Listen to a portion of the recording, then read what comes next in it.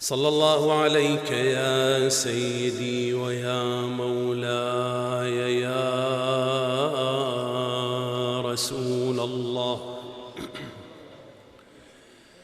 وعلى أهل بيتك المظلومين.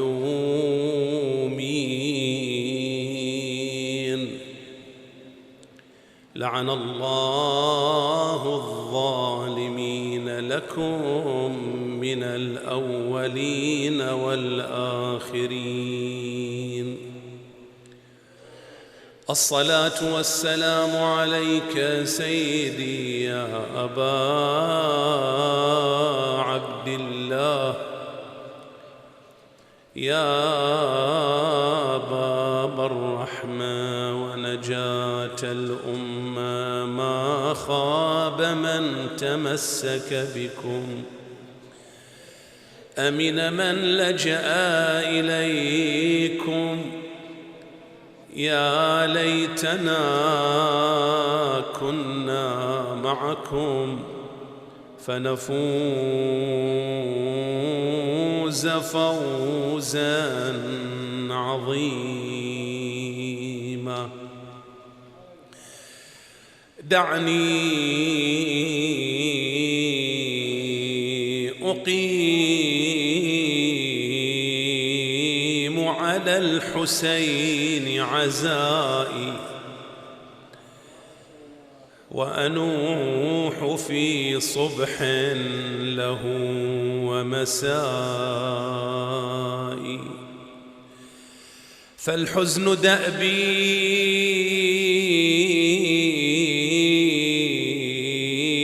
لست عنه أنثني، حتى الممات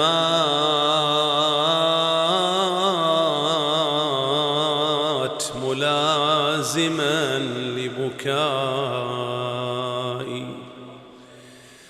هل كيف لا أبكي وأزفر حسرتي وتشب نار الوجد في أحشائي.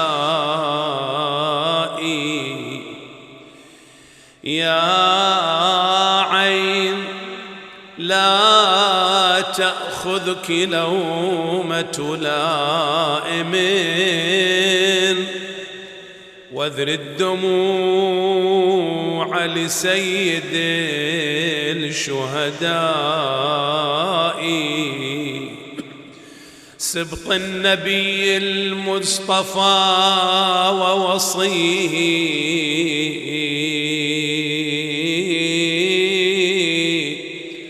وأخي الزكي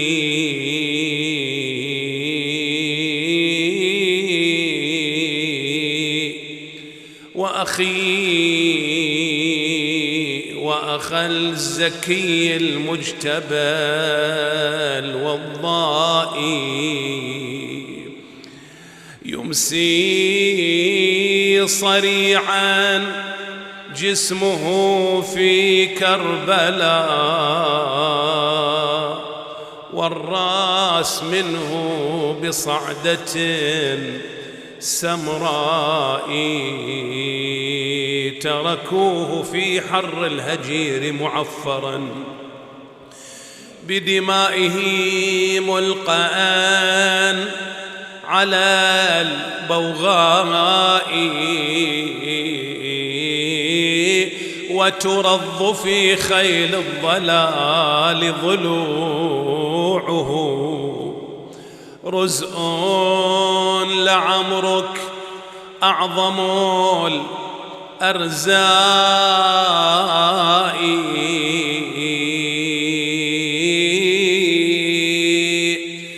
تنادي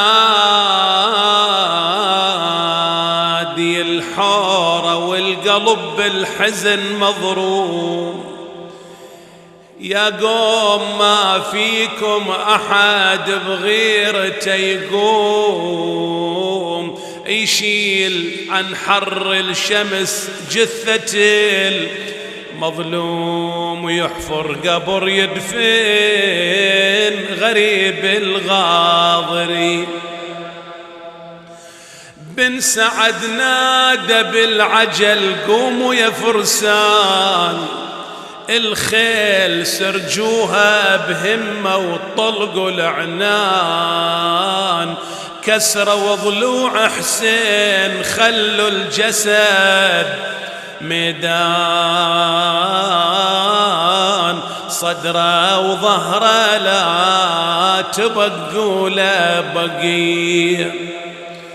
قدموا بنات الأعوجية وطلقوها، وعظام جسم حسين لازم كسروها، وخلوا الوديعة تعاين الجثايات أخوها، تشوف صدره تدوس فوق الأعوجي، صدت الحورة وعينها تجري العبرة، شافت أخوها الخيل تلعب فوق صدر، كسرت صدره وهشمت لا خرز ظهر، وعظام جسمه ما بقت منها بقي، طاحت على جسم الغريب وظلت تنوح، ونادت يا خويا فوق جرحك صارت جروح، داست عليك الخيل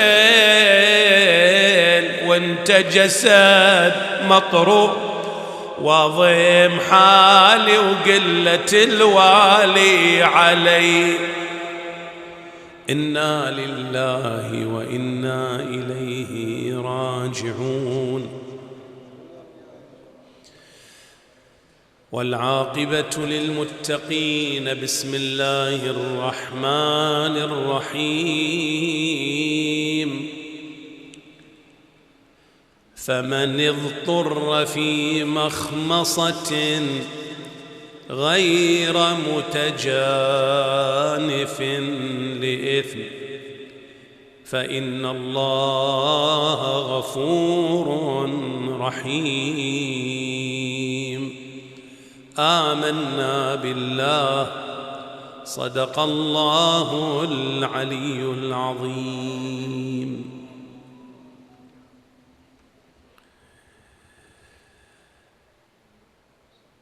أبيح للإنسان أن يأكل من الأنعام الثلاثة البقر والغنم والإبل بشرط أن يكون هذا اللحم مذكى وبالشرائط التي حددها الفقهاء وفقا لروايات المعصومين صلوات الله عليهم أجمعين. وهذه الأنعام الثلاثة حرم منها بعض الأجزاء وغالبيتها محللة، ونحن لسنا في معرض بيان هذه الأجزاء المحرمة، ولكن الإنسان لا يجوز له أن يأكل ما لم يذكى، تعتبر ميتة. الميتة أعم من أن تكون ميتة حتف أنفها ماتت، لا واحد خنقها ولا واحد ضربها ولا هي ساقطة متردية، هالشكل ماتت سواء بمرض أو غيره، لا يجوز أن يتناول شيئا منها. احنا نتكلم عن الطعام، عن الأكل، خلي عنك الاستخدامات الأخرى. الصوف شلون يستخدم مثلا، أظفارها يستفاد منها يولا، قرونها يستفاد منها، عظامها يستفاد منها. احنا نتكلم فقط عن الأكل. فإما أن تكون ميتة حتف أنفها، وإما أن تكون ميتة بمعنى عدم تذكيتها، لم تذكى، لم يسم عليها، كان الذابح غير مسلم، لم يستقبل بها القبلة عمدا إلى ما هنالك. فإذا لم تجتمع هذه الشروط، نعم، قد تسمى ميتة. الميتة لا يجوز أن يتناولها الإنسان، لا يجوز أن يأكل منها. هذه الميتة القرآن جعلها في معرض أو في عرض الدم ولحم الخنزير وما أهل لغير الله به. حرمت عليكم الميتة والدم ولحم الخنزير وما أهل لغير الله به، وأيضا المنخنقة، الموقوذة، المتردية، النطيحة، ما أكل السبع، نعم، وما استقسم بالأزلام. كل هذا اعتبره القرآن فسق، الأكل منه فسق، نعم. هذا في الحالات العادية، وهذا الذي نريد أن نحن أن نتكلم عنه. في الحالات العادية لا يجوز أن يتناول، لكن الدين دين ماذا؟ دين إنسانية، دين تعقل.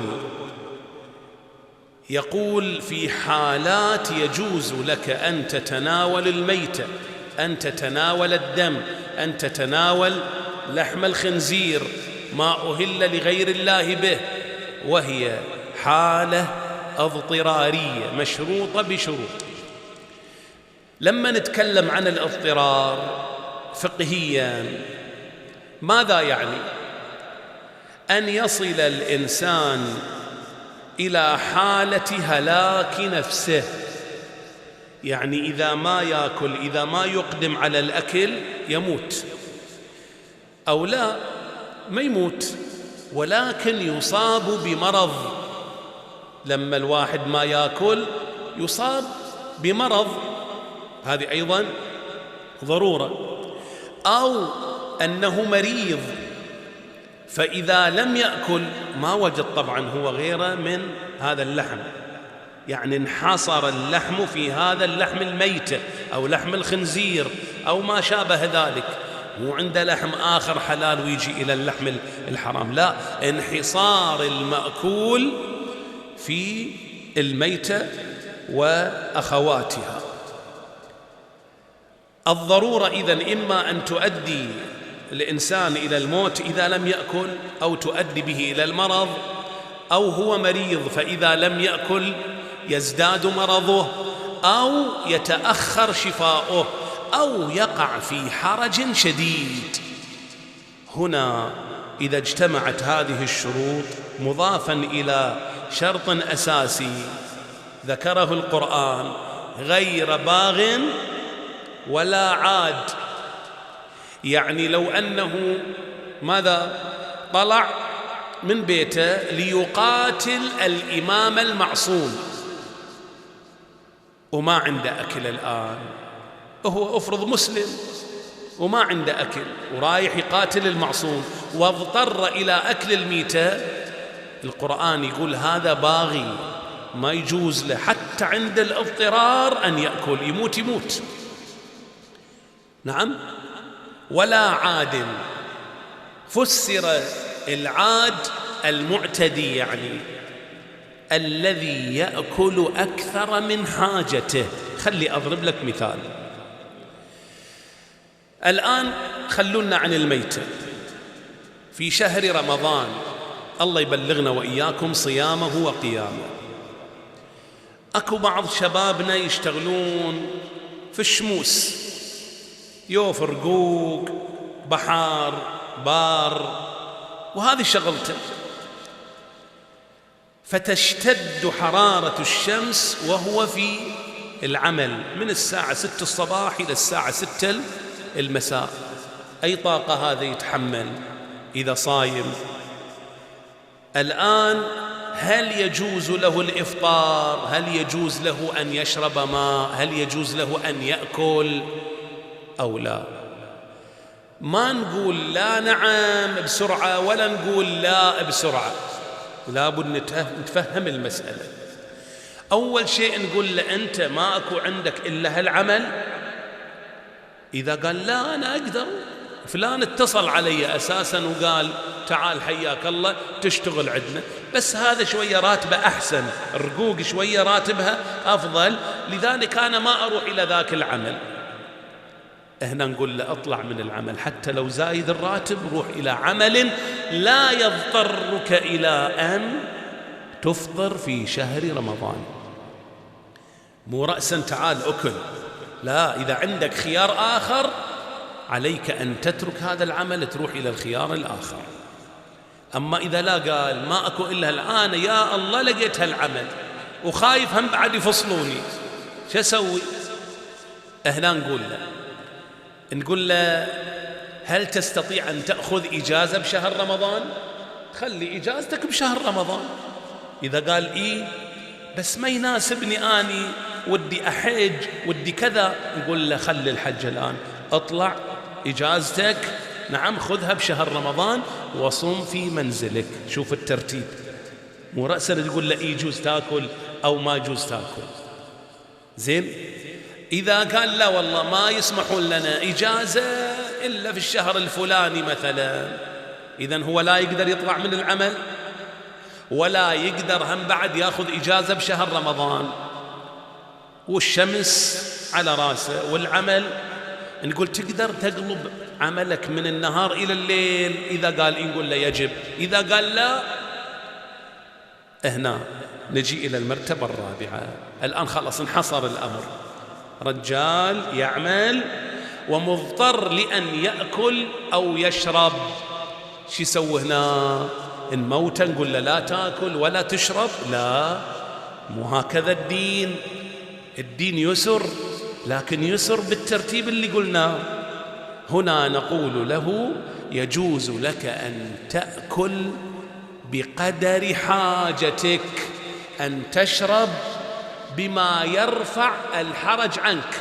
يعني مثلا أنت متسحر بالليل، متسحر زين بعد، إذا تريد تأكل حساوي يأكل حساوي عليك بالعافية، علشان بعد يصد نفسك ما تأكل بالنهار. وإذا أكو شيء مشروب معين تشربه بحيث يمنع من العطش هم بعد نعم عليك بالعافية. ما صارت الساعة 10 بالنهار إلا مسكين يلول براسه يمين وشمال، شو يسوي هنا؟ نقول له أخذ عليك بالعافية، أخذ هالغرشة هذه بس لا تشربها كلها، لا، اشرب بقدر حاجتك. كم قدر حاجتك؟ زين، شربة على قلتنا زقم واحد زقمين بس، وقف خلي الغرشة مكانها. بعد ساعتين اضطريت هم بعد اشرب، بعد 4 ساعات اضطريت اشرب. إذن لا تشرب على طول. ونفس الشيء الطعام. زين، أحد الشباب يخبرني، هو من الملتزمين وعارف هالمسألة.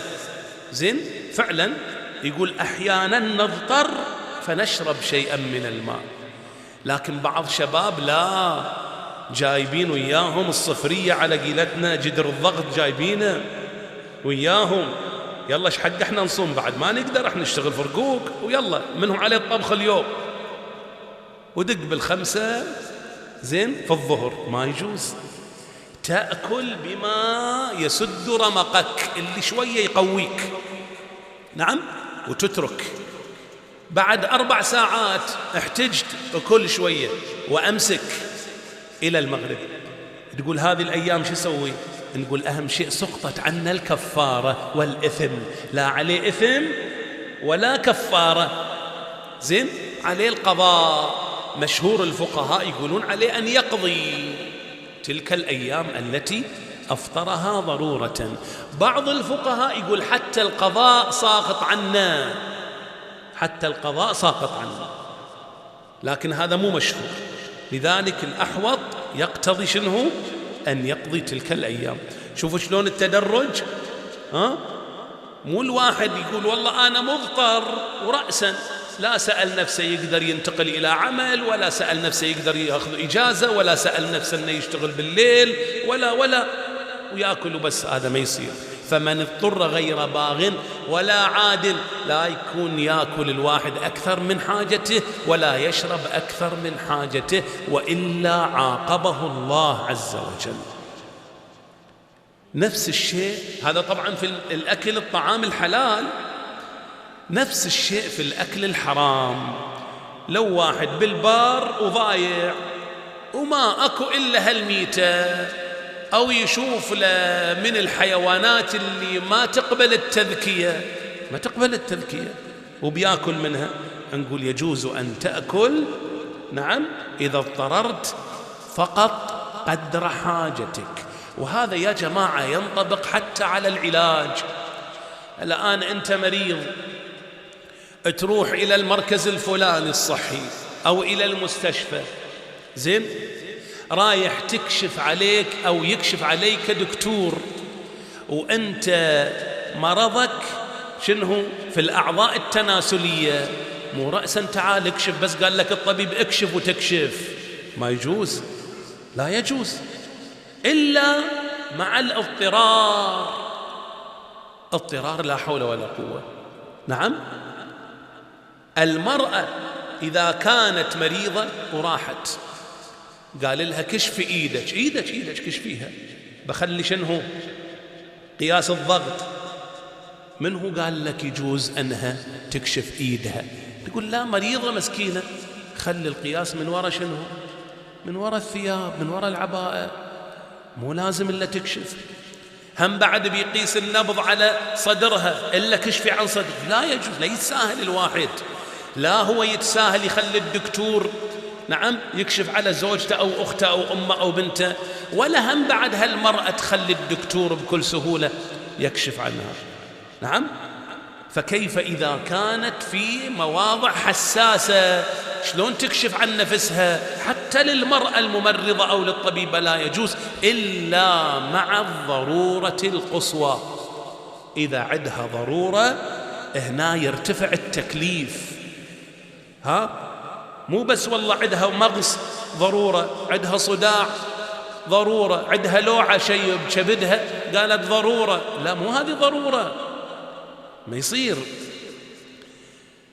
إذن فمن اضطر في مخمصة غير متجانف لإثم، غير متجانف إيش معناها؟ يعني ليس مائل إلى ماذا؟ إلى الحرام، إلى الإثم، هذا غير متجانف لإثم. حياكم الله شيخنا، جزاكم الله بالخير والعافية. إذن الاضطرار له أحكامه الشرعية، والتقوى هنا هي المقياس. التقوى تجعل الإنسان يبتعد أو يقترب. ما عندنا إفراط ولا عندنا تفريط. يعني بعض مضطر، مثلا هالمرأة عندها آلام بالمثانة، وقال لها الدكتور ترى أنت إذا ما كشف عليك وعمل لك في المواضع الحساسة كيت وكيت، رايح يتفاقم المرض وياك، يصير بالمثانة ارتخاء أكثر، بعد كم يوم، بعد كم أسبوع، بعد كم شهر رايح يصير مضاعفات على الكلى، والكلى بعدين غسيل وبعدين كذا. فهذه ضرورة ولا لا؟ ضرورة. فإذا واحدة قالت لا والله شلون يكشف علي رجال، شلون تكشف علي امرأة، أنت في ضرورة. صحيح نفسك ما تقبل، بس الشرع يقول بعد لا تأذي نفسك. نعم. وأيضا لا تفريط، أو عفوا لا إفراط، لا تفريط ولا إفراط. يعني التفريط أنها بس شوية وجعها راسها قامت وكشفت عن بدنها، بس شوية بطنها مغص قالت نعم يلا اكشف، لا يجوز، لا هذه ولا هذه. خلي أضرب لك بعض الأمثلة، صور من صور التقوى ومن صور الاضطرار إلى أكل الحرام. نأخذ هذه الصور من معركة خيبر. الصورة الأولى: أكو يهودي كان أجير يرعى الأغنام، زين، الأغنام مو إله بس هو أجير، يهودي مو مسلم. إجا للنبي صلى الله عليه وآله، تأثر بالإسلام، تأثر بهالأخلاق اللي يشوفها من النبي في خيبر. إجا للنبي قال له: أقدر أسلم أنا ولا ما أقدر؟ قال: حياك الله. فعلم شلون يسلم، يتشهد الشهادتين. نعم. قال له: يا رسول الله، هذه الأغنام مو إلي، ناخذها، نعم، نخليها للمسلمين. المسلمين جياع، أصابهم جوع. نعم، المسلمون أصيبوا بجوع يوم خيبر ويوم الخندق، بحيث اضطروا يوم خيبر أن يأكلوا لحم الحمير ولحم ماذا؟ الخيل. طبعا مو حرام، ولكن شنو؟ مكروه. لحم الحمار أجل الله السامعين، ولحم الخيل ماذا؟ أكله مكروه وليس حرام. تستكره النفس تاكله، اضطر المسلمون أن يتناولوا من هذه اللحوم. زين. فهذا اليهودي لما أسلم قال: عندي كم من راس من الغنم، نخليها مع المسلمين، كل يوم يشوون لهم، نعم، شاتين. قال له: لا، لا يجوز ذلك. نعم. قال له: شو أسوي؟ قال له: صح بها. أنت عندك صوت، هذا الصوت يعرفون الأغنام، هالصوت هذا، تروح تجي توقف ترفع راسها، هالصوت صح بها. فإذا خرجت ارمها بحصيات، يعني هشها، زين، حتى تذهب فتدل المكان، وإن الله بذلك يؤدي أمانتك. فعلا صاح بها، رماها بحصى إلى أن وصلت إلى مالكها، ولا يأخذون منها شنو؟ مع أنهم محتاجين، بس ما وصلت الحاجة إلى الضرورة أن يأكلوا الحرام. هذا مال الغير، لا يجوز تناول مال الغير.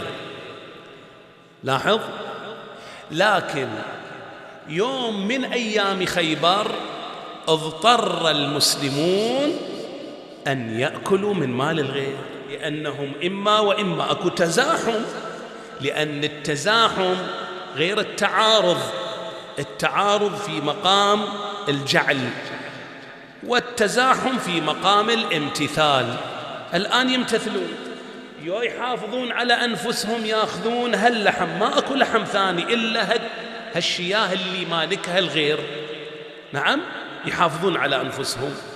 أو إنهم يتركون الحرام الذي هو مال الغير ويموتون. الإسلام يقول: قدم حفظ حياتك، حفظ النفس مهم، مقدم، وإن كنت سوف تعوض ذلك الذي أخذت منه المال بعد ذلك، نعم، تعوضه، بس الآن يجوز لك أن تتناول. رضي ما رضي، أنا مضطر، حتى لو أمسك هذا صاحب الأغنام وأربطه، نعم، علشان ما يمنعني آكل من غنمه. ليش؟ لأن مضطر، أنا مو جاي أسرق. وفعلا اضطر المسلمون يوم خيبر أن يأخذوا شاتين. قال: يلا طبخوها، رسول الله صلى الله عليه وآله، طبخوها للمسلمين. نعم. فطبخوها وأكلوها اضطرارا. فمن اضطر في مخمصة، في جوع، غير متجانف لإثم، هذا مو مايل للإثم، فإن الله غفور رحيم. هذه صورة من الصور اللي ما يقدمون على مال الغير أو على أكل طعام الغير إلا مع الضرورة التي ترفع التكليف. هذه صورة أخرى. نعم. شوف حرص النبي صلى الله عليه وآله على عدم الإقدام على أكل مال للآخرين دون ضرورة. شو اللي صار؟ شوف شو اللي يكتبون المستشرقون، يتهمون النبي، يتهمون الإسلام أنه غزوات النبي كلها إغارات على أموال الآخرين ونهب وسلب. أبداً، النبي هو صادق أمين قبل الإسلام وبعد الإسلام. صورة من الصور أن النبي صلى الله عليه وآله رفع صوته وقال: نعم، ردوا الخيط والمخيط. أي واحد أخذ له من أموال الناس شيء يجيبه يحطه هنا، لا ياخذه يخش بجيبه، فإن الغلول نار وعار وشنار يوم القيامة. لا يكون واحد سلب منا وسلب منا ويقول هذا حقي، لا، يجيبه للنبي صلى الله عليه وآله، وهو عاد شلون يوزعه شلون كذا. هذا في الحرب. أكو واحد أخذ شيئا خاصا له وما خبر النبي، ما خبر النبي، قال ترى أنا أخذت، وما جاب للنبي، وهذا قتل يوم خيبر، قتل شهيد. لاحظ، النبي لم يصلي عليه، ولكن النبي لم يصلي عليه صلاة الميت، شهيد. ليش؟ لأنه أخذ شنو؟ أخذ شيئا ليس له. واحد آخر شي يسوي للنبي صلى الله عليه وآله؟ كان يخدم النبي ويرتب رحلة. شنو الرحلة يعني؟ ثيابه، أغراضه الخاصة، عصاته، عمامته، زين، يرتبها على الناقة هذه، زين، يرتبها من بعد المكان اللي يقعد به. خادم، تشرف، نعم، شرف. هذا وهم راجعين من خيبر أو في المدينة جاء سهم طائش وقتله. أصحابه ايش قالوا؟ هنيئا له الجنة، هنيئا، هذا قتل خادم لرسول الله، هنيئا له الجنة. ايش قال النبي صلى الله عليه وآله؟ قال: إنه يحترق، إن شملته لتحترق عليه نارا. شنو في الجنة هذا؟ بس لأن خدمني بالجنة. إن شملته يعني عبايته، تحترق عليه نار. ليش؟ لأن هالعباية أثار ماخذها من دون إذن النبي، سرقها، يعني سرقها، حق مسلمين وسرقها. هي مو قضية يصلي ولا يخدم ولا لا، التقوى أمر شامل. زين، احنا يا ليتنا مو فقط قضية ماذا قيام وقعود وقراءة قرآن، الأمانة، وما أدراك ما الأمانة. هكذا يمتحن الإنسان في أمانته، يؤدي أمانات الناس ولا لا.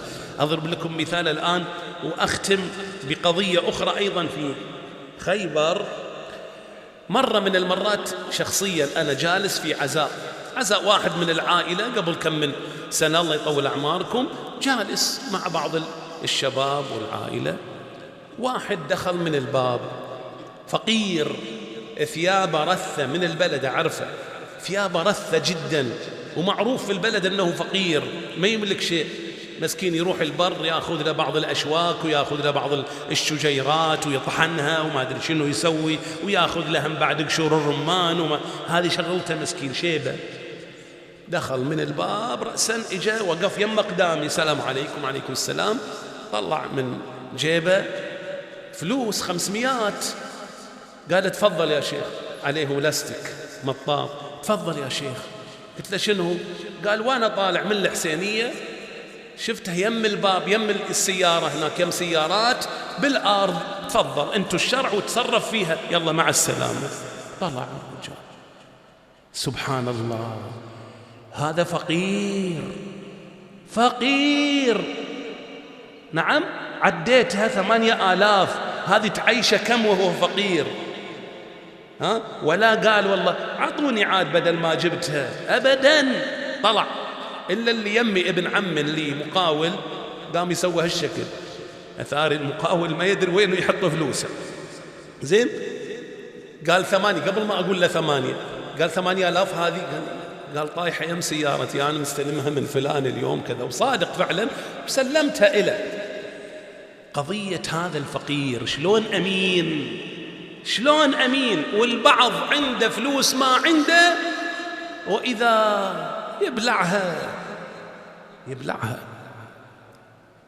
إذن التقوى هي الأمانة وما أدراك. نعم.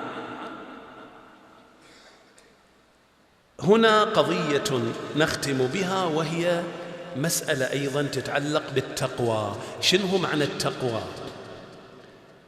أسامة بن زيد أبوه زيد بن حارثة الذي استشهد وين؟ في معركة مؤتة مع جعفر وعبد الله بن رواحة رضوان الله عليهم أجمعين. أسامة هذا اللي قال النبي لعن الله من تخلف عن جيش. أسامة هذا أسامة.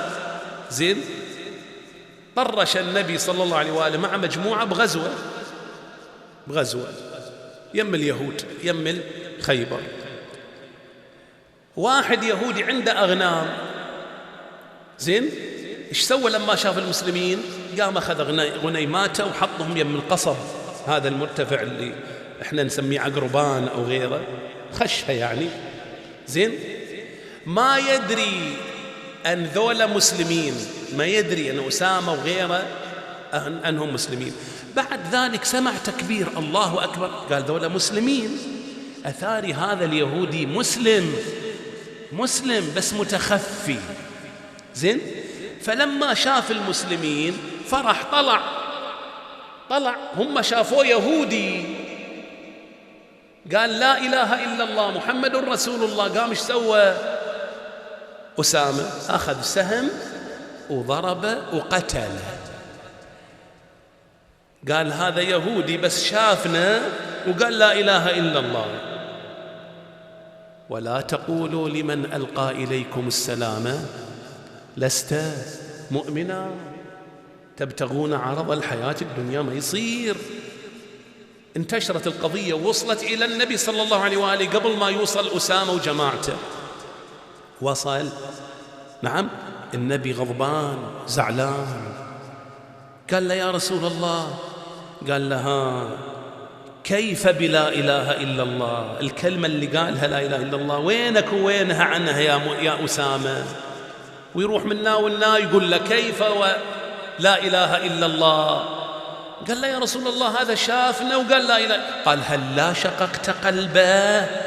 شقيت قلبه أنت وشفته صادق ولا لا؟ ما دام قال لا إله إلا الله بلسانه هو صادق، ما عليك منه. عند ربه حساب، ولكن بس يقول لا إله إلا الله يحقن دمه. أنت تقتل مسلم، تقتل نفس. نعم، استغفر لي يا رسول الله، والرسول يروح ويجي ما يستغفر له. لين بعد ذلك قال له أدي اعتق رقبة، واستغفر له النبي صلى الله عليه وآله حسب رواية. إيش قال أسامة؟ يا ليت انتهت القضية هنا وبس. قال بعد أنا علي عهد ما أقاتل واحد يقول لا إله إلا الله. أي واحد يقول لا إله إلا الله ما أقاتله. هذا خطأ ولا لا؟ يعني لو النبي صلى الله عليه وآله طلعوا عليه جماعة يقاتلون المسلمين وهم يقولون لا إله إلا الله، يقاتلهم ولا ما يقاتلهم؟ الآن اللي قاتلهم الإمام علي عليه السلام في النهروان وماذا صفين والجمل، يقولون لا إله إلا الله ولا لا؟ قاتلهم علي ولا ما قاتلهم؟ قاتلهم. ذولا بغاة. وإذا أسامة يقول أنا لما قال للإمام علي الله اطلع مع الجيش، قال له والله أنا أخذت على نفسي عهد إني ما أقاتل واحد يقول لا إله إلا الله. لذلك ما بايع أمير المؤمنين. أسامة هذا ما بايع أمير المؤمنين، وتخلف عن جيشه وتخلف عن معاركه. وهذا مو تقوى. والله كل واحد يقول لا إله إلا الله ما أقاتله، ما دام أمر من الله أو من الرسول أو من الإمام يجب قتال هؤلاء، لأنهم بغاة، هم مسلمون ولكن بغاة. فلا تستغرب أن هذا الرجل وكثير تخلفوا عن أمير المؤمنين علي عليه السلام، بل في أول ماذا شهادة النبي صلى الله عليه وآله في الأشهر الأولى في قضية الزهراء، وإذا كم واحد اللي بقى مع أمير المؤمنين. أمير المؤمنين جاووا له 40 نفر يقولون له إحنا وياك، اللي تقول نقول. قال متأكدين؟ قالوا متأكدين ونص. قال باكر تعالوا محلقين رؤوسكم، علامة على أنكم ثابتين. ما جاووا إلا 3 من 40. تقول وين عمار؟ حتى عمار ما إجا. سلمان، حتى سلمان ما إجا. أول شيء، أول الأمر، وهذه بحث له بالتاريخ، سلمان إيش قال؟ قال غريبة، أمير المؤمنين اللي بإيده ما بإيده يقاد. أمير المؤمنين وضع إيده على سلمان ورجعه. نعم، الرواية تقول أما عمار فهاص هيصة أو هاض هيضة، صار عنده شوية شك منا، مع أن عمار ملئ إيمان من رأسه إلى أخمص قدميه. ما بقى مع أمير المؤمنين أحد، ما بقى. وإذا يسمع ذيك وراء الباب إليك فضة خذيني، ما بقى عند علي أحد، ما بقى. حذيفة بن اليمان عليه الرحمة بعد هذه القضية، ولما قيد أمير المؤمنين بحمائل سيفه ملبب مكشوف الرأس، أخذوا من عنده سيف ذو الفقار. نعم، يبكي حذيفة الدم. يقول له بش بيك تبكي؟ قال شلون ما أبكي وأنا أراك بهذه الحالة، وأنت أمرتنا بأن لا نفعل شيئا، أمرتنا بالصبر. قال له يعني أنت قلبك متفطر قال له إيه. قال له شوية انظر إلى الوراء، انظر إلى الوراء. يقول حذيفة نظرت وإذا بفاطمة تقوم مرة وتتعثر أخرى على وجه الأرض، والسياق تتلوى على متنها. أيوا فاطمة، حتى وكزها رجل بكعب سيفه. أيوا سيدتا، وينك يا علي؟ لله صبرك. تذوذ تندهب فضة يا ابو الحسنين، وانت تشوف ما رديت لهفتها يا وانت غوثك الملهوف. ردوا ليك حاطوا بيك، قادوك بحبل مجتوب. ما شفنا قبل يومك انعاج تقود راعيها، ما شفنا قبل يومك ليث الغاب بيد ذياب. ما هابوك يلهابك بوسط الغاب ليث الغاب. يا علي انت اللي طوعت الجن، وانت اللي دحيت الباب، وانت اللي بنيت الدين وهم هدموه تاليها. اسمع وابكي وانه حنها تاليها. الشجاني وزاد همي وهيج الغمي، وارخص غالي دموعي واجرى من الجفن دمي. يوم الصرخة الزهراء خلوا عن ابن عمي صاح الرجس يا قنفذ ولك بالصوت رد ليها ولوعها وروعها وهي تنادي لفرع واشتكي لله بكل اللي علي سادي. يو خلوا عن الكرار لتيتمولي أولادي تبكي والعصا ويلا تتلوى على يديها. من ضرب العصا ما ضل حال لها ولا ضل حيل لما ماتت بغصتها يا ويلي وش يفيد الويل. غسلها علي بيده وشفنها ودفنها بليل وظل بس يجذب الحسرة وبس يتلهف عليه. بنت من أم من حليلة من ويل لمن سن ظلمها وأذاها. اللهم صل على محمد وآل محمد. أمن يجيب المضطر إذا دعاه ويكشف السوء. أمن يجيب المضطر إذا دعاه ويكشف السوء. أمن يجيب المضطر إذا دعاه ويكشف السوء. يا الله اللهم عجل لوليك الفرج وسهل لوليك المخرج. اللهم كن لوليك الحجة بن الحسن صلواتك عليه وعلى آبائه في هذه الساعة وفي كل ساعة وليا وحافظا وقائدا وناصرا ودليلا وعينا حتى تسكنه أرضك طوعا وتمتعه فيها طويلا. وهب لنا رأفته ورحمته ودعاءه وخيره ما ننال به سعة من رحمتك وفوزا عندك يا كريم. اشف كل مريض، اقض حاجة كل محتاج، نفس هم كل مهموم. آمنا في أوطاننا، اجعل هذا البلد آمنا وسائر بلاد المسلمين. اللهم احفظ الإخوة الحاضرين فردا فردا. المؤسسون تقبل عملهم، ارحم موتاهم، وابعث اللهم ثواب هذه القراءة وهذه المجالس لتعزية أبي عبد الله الحسين عليه السلام إلى روح كل من الحاج محمد الشبعان وآمن الشبعان وحسين الشبعان والحاجة فاطمة العويض وعائشة العويض، إلى أرواحهم وأرواح موتاكم وموتى المؤمنين والمؤمنات. الفاتحة مع الصلوات.